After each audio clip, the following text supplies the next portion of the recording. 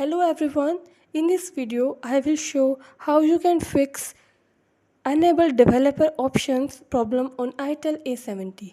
Before starting this video, please subscribe this channel. Let's start our video without wasting any time.